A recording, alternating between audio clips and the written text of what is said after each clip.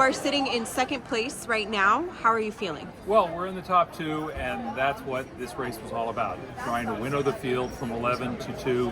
I'm looking forward to the runoff in November, and I'm frankly looking forward to having the time to really engage with folks one-on-one, in small groups, door-to-door.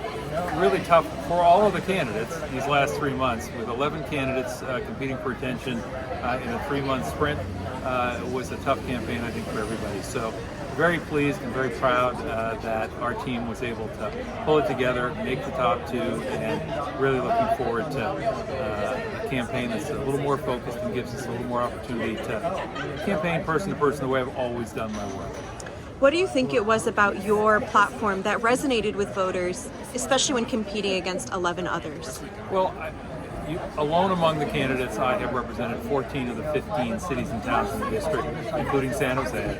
And, I think that meant that folks were comfortable. I knew them. I knew the views, the values, the needs of the folks I was aspiring to represent. And that matters. When you're a member of Congress in a district like this with 15 different cities and towns, you need to know the district. I do. I've represented these folks. They know me. I know them. Always a lot to learn. The issues evolve over time, but I think that was a key part. The other thing is, as a state legislator who had actually tackled big issues, tough problems, and gotten results, I think people thought, okay, this is somebody who can actually wade in on day one in Congress and get us some results. And the only reason to run for office, certainly the only reason to run for Congress, is to improve the lives of the people you represent.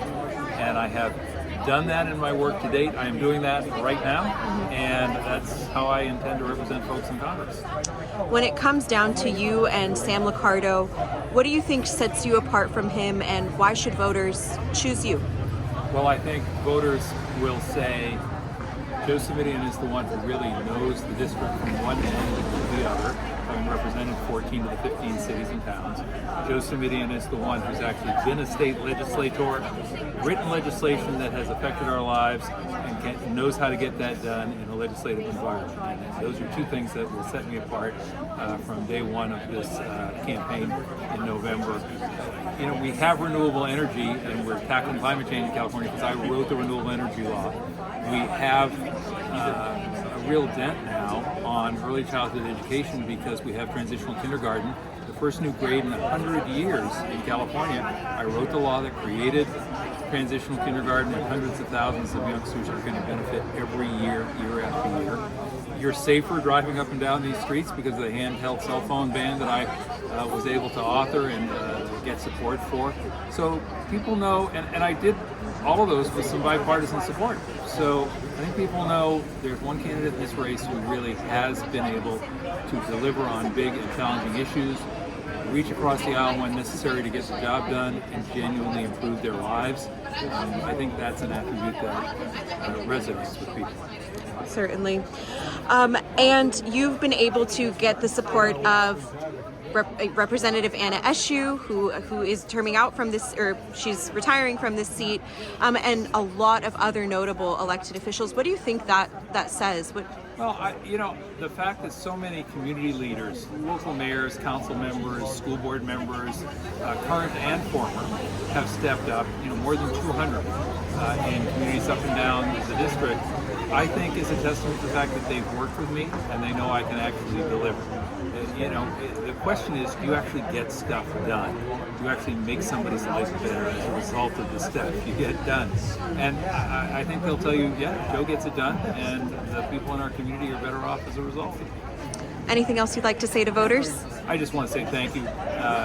This is a magnificent opportunity for us to bind our democracy back together again. A lot of the folks I talk to are genuinely worried about the divisiveness in our country, the fact that our body politic seems badly bruised, if not